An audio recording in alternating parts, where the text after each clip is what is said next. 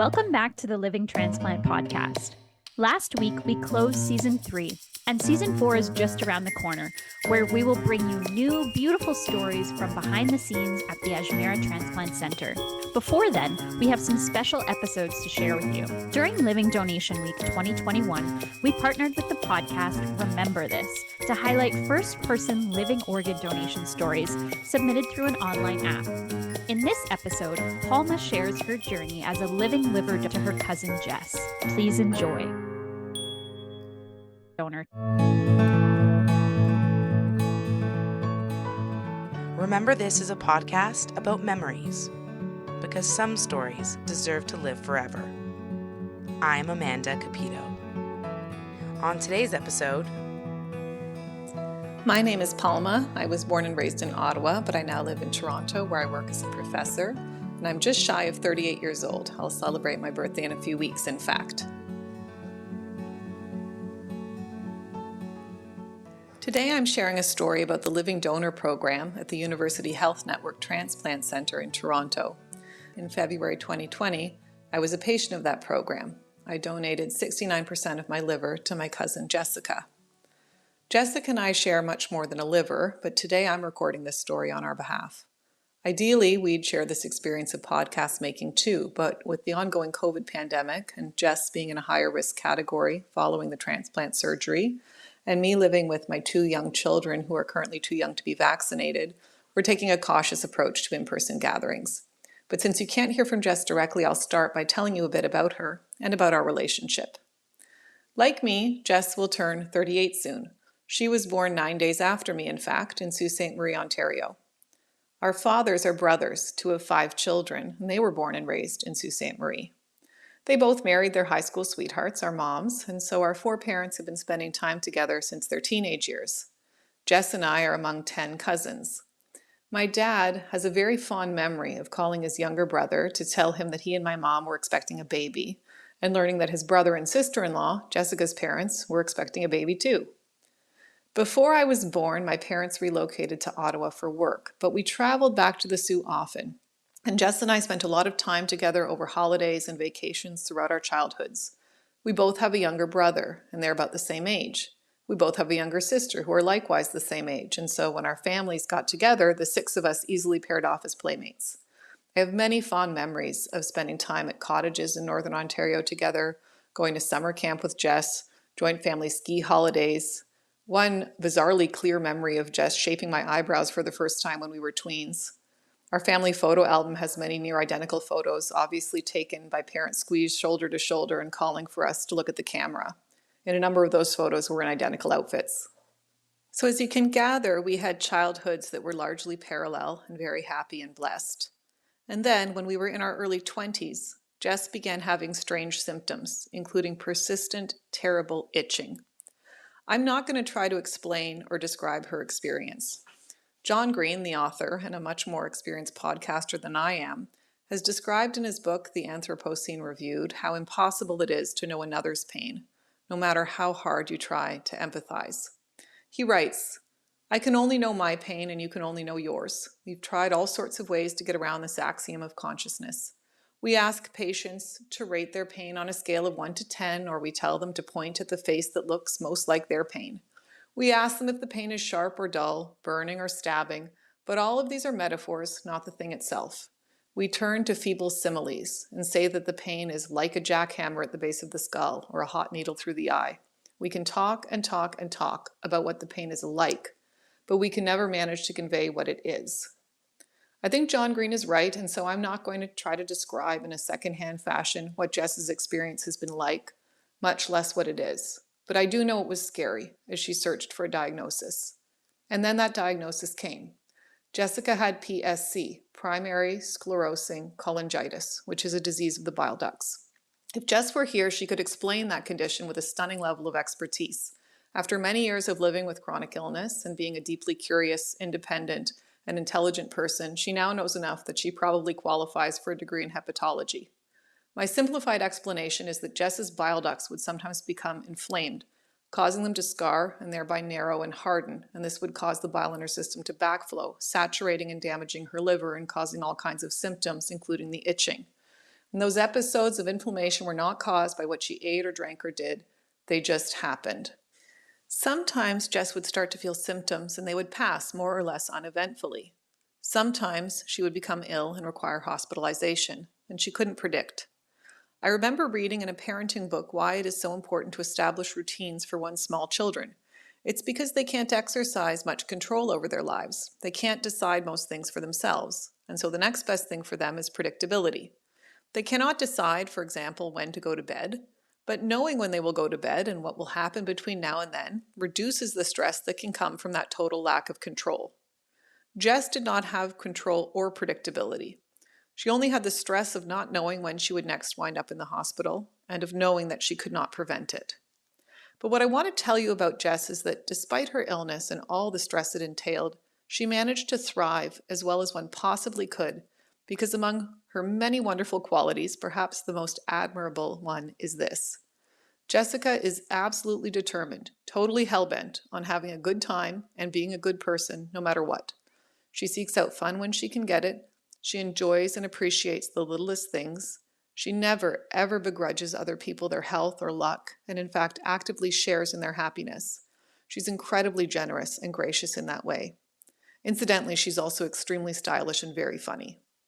But as her disease progressed and the liver damage worsened, some of the things Jess wanted to do, travel for example, became more fraught and difficult. When Jess was diagnosed, we learned she would almost certainly need a liver transplant at some point in her life, as her organs sustained damage from the bile duct inflammation. But she did not know when.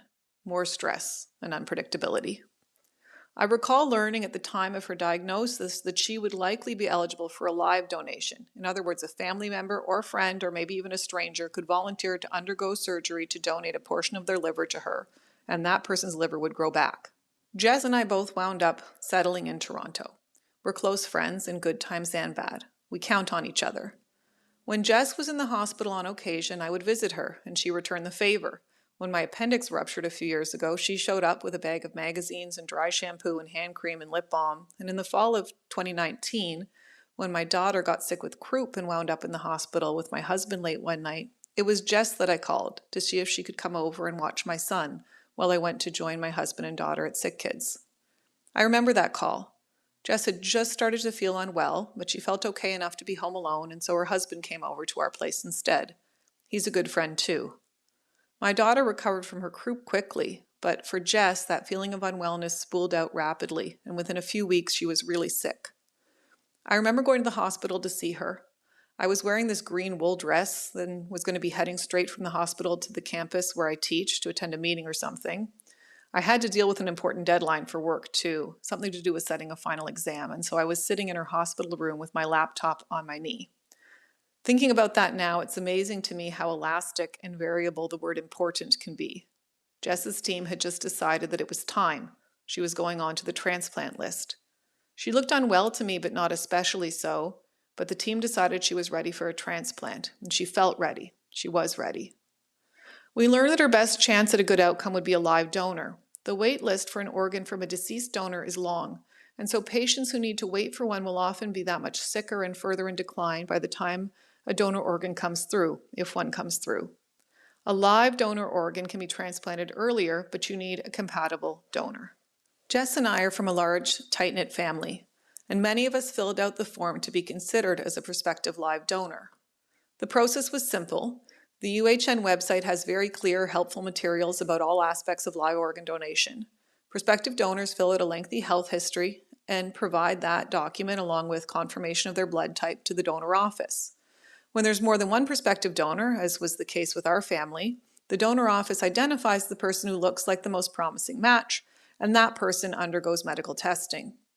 I remember receiving the call to say that I had been selected first for testing. I told my employer and started to make provisional arrangements, knowing that if I were a suitable donor, things could potentially move quite quickly. In January of 2020, I spent about 4.5 days at the hospital undergoing tests. There were a lot of tests, but they were not all that invasive. I didn't require a biopsy, for example, but there was an X-ray, an MRI, a lung capacity test, multiple blood tests and interviews, among other things.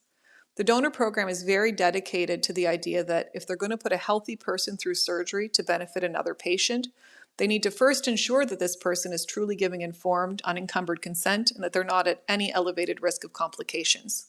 The sustainability of the live donor program rides on their ability to ensure donor safety first and foremost, and they take that commitment very seriously. The program is also incredibly well administered. Throughout my time with them, I've been able to get quick, helpful, friendly advice from a small team that knows me, led by an amazing coordinator named Chantel. Also, to ensure confidentiality and prevent pressure on donors, the team that I dealt with on the donor side was entirely separate from Jess's medical team. The idea was, among other things, that if I decided to drop out at any time, all Jess would hear was that I was not a suitable match, and she wouldn't know why. Of course, Jess and I actually texted updates constantly since we were not ourselves bound by this confidentiality requirement, but it was a comfort knowing how thoughtfully the program is administered. So the test results came back shortly thereafter, and I was a suitable candidate for donation. I remember getting that call. I was actually on another call at the time with a graduate student. I saw I had a call waiting from the hospital and abruptly told the student I would call them back. I know it sounds strange, but hearing from Chantel that I was a suitable match for Jessica is one of the best memories of my life. The feeling of relief was so incredibly intense I can hardly describe it. By that point, I'd read enough about the living donor program that I really was not worried about my own safety going into the surgery. I also knew the odds were good for Jess if she was matched in time. I did worry a little bit for her, but my bigger worry by far was that I might not be a match, and then the doctors would have to go down the list and our family would have to keep hoping and waiting while Jess declined. Because by this point, Jess was declining more rapidly. Again, I won't try to describe what that period was for Jess or what it was like, except to say that she was suddenly, obviously, very sick.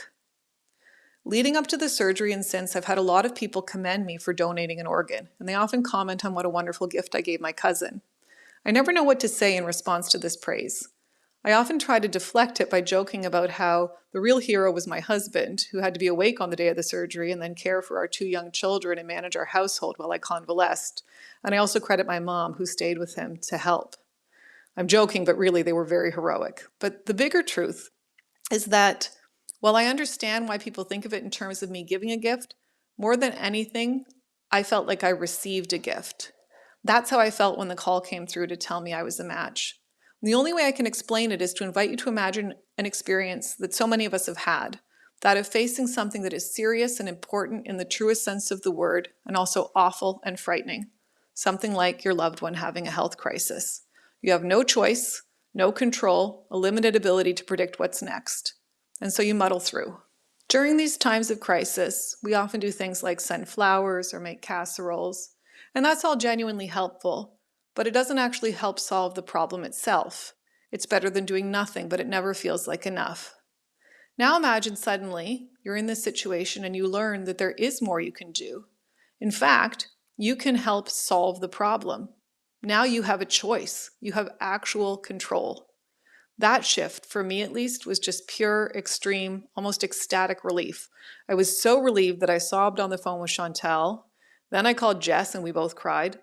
Then I called my parents and I think my dad cried. And then I finally called back that poor grad student. I probably cried a bit then too, as I told them that I was going to need to find them a backup supervisor for a few months because, in fact, as it turns out, I'd just been booked for liver donation surgery. The student handled this very unexpected news graciously and demonstrated a keen understanding of what that elastic word important really means. And so there we were. And on February 19th, 2020, we underwent the surgery. I remember arriving at the hospital in the very early morning with my husband. This time I was wearing a green t-shirt and sweatpants, the same shade as that wool dress I'd been wearing when this leg of the journey started. I went to see Jess, who was already at the hospital with her husband. She was wearing the exact same outfit. We'd not planned this, and I took that to be a good sign. We spoke briefly, hugged, and off I went. The intake process was very smooth. Jess's parents came to see me as I was lying on the gurney. I said goodbye to my husband. I think he took my eyeglasses for safekeeping, and I was wheeled off. I remember rolling into the operating room and seeing the faces of at least half a dozen people, possibly more, and feeling grateful. It's such an incredible thing that in our society, so many public resources and expertise and equipment and time and effort and knowledge and money and skill are poured into helping an individual family like mine solve one person's health crisis. I felt overwhelmed with gratitude for that. My surgery started first. Jess was wheeled in some time later, once they'd begun my operation and confirmed they would be able to successfully remove part of my liver. My surgery ended first too, and hers did some hours after that. Both surgeries went well. During that day, our parents and husbands waited together in the hospital. I'm told there were chicken sandwiches and a few walks and a lot of sitting and fretting, and good news coming in from doctors at a few blessed points. I've thought about the fact that as Jess's parents and mine sat around together as teenagers in Sault Ste. Marie and my grandparents' home, they could never have predicted that decades later they'd be huddled in a waiting room while their eldest children split a liver. In fact, if you'd mentioned live organ donation back then, I'm sure it would have sounded like something out of science fiction. But they made it through the day, and we all made it through the days that followed. The recovery period was not exactly easy, but for me at least it wasn't too hard. I didn't have any complications. I was in the hospital for a few days, and there were weeks after that when I had to move gingerly, when my ribs ached a bit, when my digestion was off. But I recovered fine. I have a scar on my abdomen now, but it's surprisingly discreet.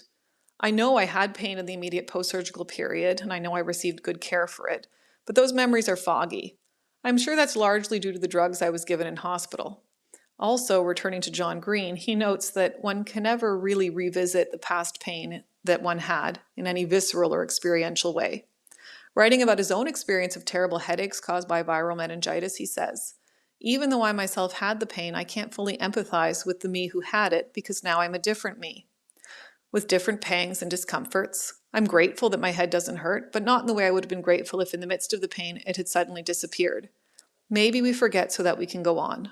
I know that Jessica had more pain and difficulty than I did post-surgery. Her recovery was more difficult. This is because her surgery was far more invasive, and because we were going into it together precisely because I was healthy and strong immediately beforehand, and she really was not.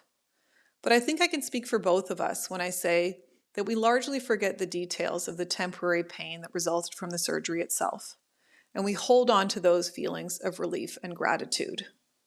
We're especially grateful because today, Jess is healthy again. Technically, she doesn't even have PSC anymore. Her new liver performs normally. If you looked at her, you would never know that she'd ever been terribly sick. After the surgery, we received several presents from friends and family. My favorite one is a pair of matching enamel keychains we got from one of Jess's friends. They're shaped like cartoon livers and painted a cheery yellow with a smiling face and waving arms. On the back, it says, "I'm a liver, not a fighter." I think that in fact, with our powers combined, Jess and I are both. No one knew it at the time when we were born 9 days apart in 1983, but I got the good liver and Jess was the fighter. Thanks to the near miraculous work of the UHN Living Donor Program, she won. Thanks for listening. For more stories like this one, visit rememberthispodcast.com.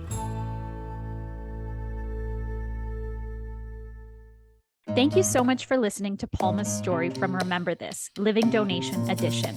Special thanks to Palma, Amanda Cupido, and the Remember This team. If you have your own story you'd like to share, please reach out to us at livingorgandonation@uhn.ca. And don't forget to subscribe, comment, and like our podcast. Thanks for listening.